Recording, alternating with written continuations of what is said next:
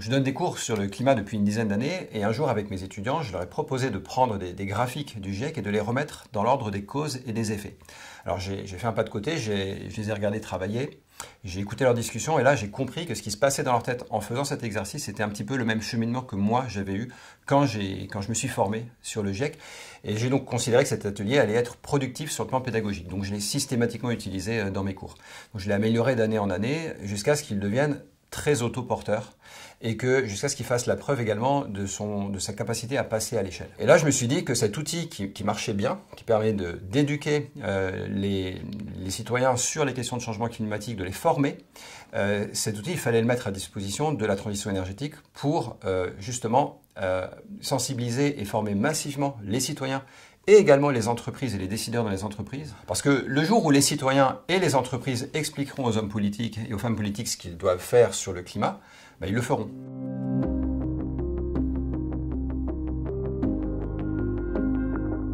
En fait, on l'a vu avec la Convention citoyenne pour le climat, quand on prend 150 personnes tirées au hasard et puis qu'on leur donne les bons niveaux d'information pendant 5 week-ends en l'occurrence sur le changement climatique, eh bien, ils aboutissent à des conclusions et des propositions qui sont ambitieuses et qui sont à la hauteur des enjeux. Qu'est-ce qui s'est passé à l'arrivée, après que les propositions aient été faites? Ni le politique, ni le grand public n'a été capable d'accepter l'intégralité de ces propositions, alors que les membres de la Convention s'étaient eux-mêmes auto-restreints pour ne pas aller trop loin, ils avaient peur que ce ne soit pas encore acceptable. Donc on voit du coup l'importance de cette formation, de cette sensibilisation.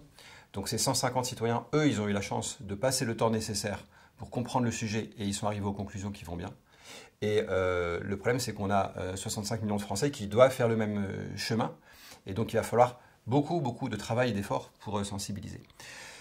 On sous-estime énormément cette importance de la sensibilisation, y compris chez les acteurs de la transition eux-mêmes. Et ça a été documenté par des psychologues, ça s'appelle l'effet Dunning-Kruger, c'est-à-dire que quand on ne connaît pas un sujet, on surestime ses compétences sur ce sujet. Et quand on connaît bien un sujet, non seulement on sous-estime ses compétences sur le sujet, mais on surestime celles des autres. Et c'est ça qui se passe en fait. Quand on est un acteur de la transition, quand on connaît les questions de climat, d'écologie, de RSE, et qu'on travaille dessus depuis 10 ans, 20 ans, on considère comme acquis que ces choses sont partagées par tout le monde. Et ce n'est pas le cas. Et donc ça, c'est des psychologues l'ont mis en lumière et aujourd'hui, ça nous permet un peu de comprendre ce gap qui existe entre les acteurs de la transition et le reste de la population qui sont très très loin derrière en termes de compréhension. Et bien, il va falloir rattraper ce retard, ce qui veut dire que dans les prochaines années, le premier point de l'agenda de la transition, c'est la sensibilisation et c'est l'information et la formation du public. Il y a une interview d'Étienne Klein sur France Inter un matin du mois de juillet où il parle d'un sondage qui a été fait auprès des Français sur la chloroquine, avec des Français qui ont un avis que la chloroquine c'est bien, d'autres que la chloroquine c'est pas bien. Et alors que quand on demande à un véritable scientifique, lui il a la bonne réponse qui est « je ne sais pas ». Sur un sujet qui est extrêmement technique, on demande au commun des mortels ce qu'il en pense. Il y a des gens qui ont un avis alors qu'ils ne sont pas du tout compétents dans le domaine. Et alors que ceux qui sont compétents n'ont justement pas d'avis parce qu'eux, ils savent que ce n'est pas si simple que ça. Donc voilà, ça illustre très très bien l'effet Dunning-Kruger.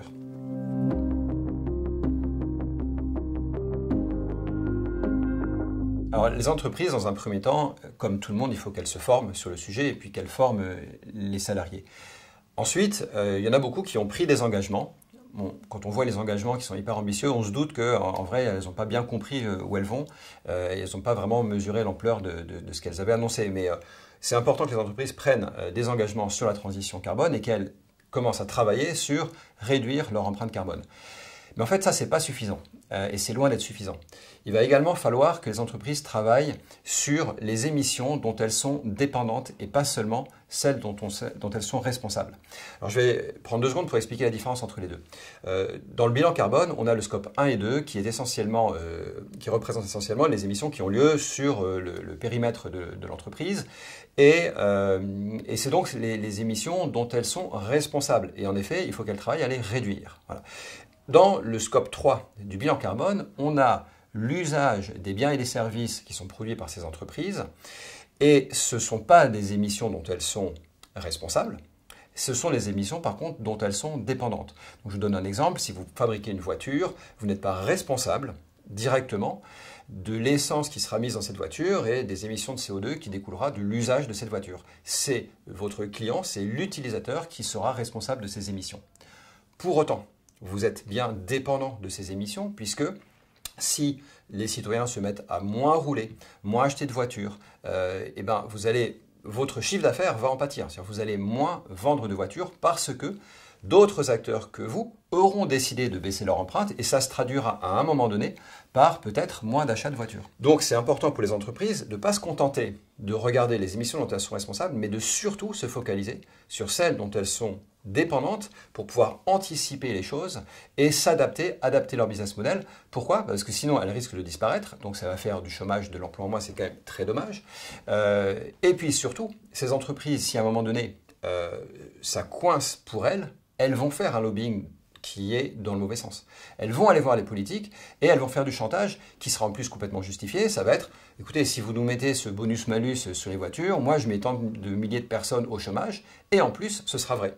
Parce qu'elles n'auront pas anticipé, elles n'auront pas préparé le terrain. Il faut réduire ces émissions, il faut également anticiper l'avenir et se poser les questions de qu'est-ce qui va se passer, quelle va être ma raison d'être dans un monde qui a décidé de rester en dessous des 2 degrés, parce que tout simplement, elles n'ont pas la main sur le fait que le monde décidera ou pas de rester sous les 2 degrés.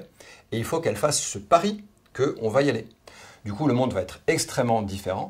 Et même si on est incapable de savoir exactement ce qui va se passer, il y a des trucs sur lesquels on a quand même quelques indices. Les entreprises, ensuite, elles vont devoir penser leur business model en anticipant ces changements du monde. Et elles vont elles-mêmes coincer sur d'autres sujets. Elles vont coincer parce que leurs clients ne sont pas prêts, parce que leurs fournisseurs ne proposent pas ce qu'il faut, parce que leurs actionnaires ne sont pas d'accord, parce que la législation n'est pas adaptée, etc. Et pour autant, il ne faudra pas s'arrêter là. C'est-à-dire qu'il faudra aller voir ses clients et les éduquer. Il faudra aller voir ses fournisseurs et les forcer à produire les services bas carbone qu'on attend.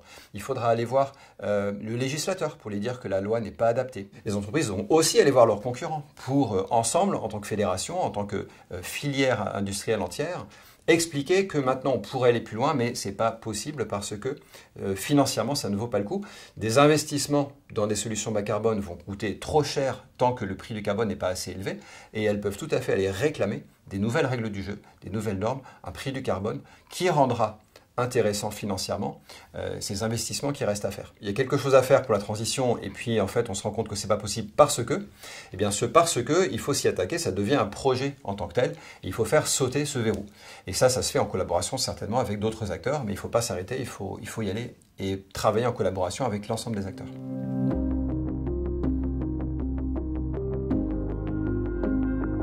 Bien, le ministère de la Transition écologique a énormément de leviers à disposition pour justement attaquer les questions du climat. Un des leviers, c'est justement la sensibilisation et la formation sur les questions d'environnement, à la fois au sein du ministère, tout simplement, que l'ensemble des agents connaissent bien ce sujet, également autour du ministère, c'est-à-dire toutes les parties prenantes avec qui les agents, les cadres travaillent, et également le grand public. Le ministère de la Transition écologique devrait être le moteur de cette diffusion, de cette sensibilisation et de cette formation sur le changement climatique. Donc la fresque du climat peut être un des outils pour ça. C'est quelque chose qui marche bien, qui se déploie facilement.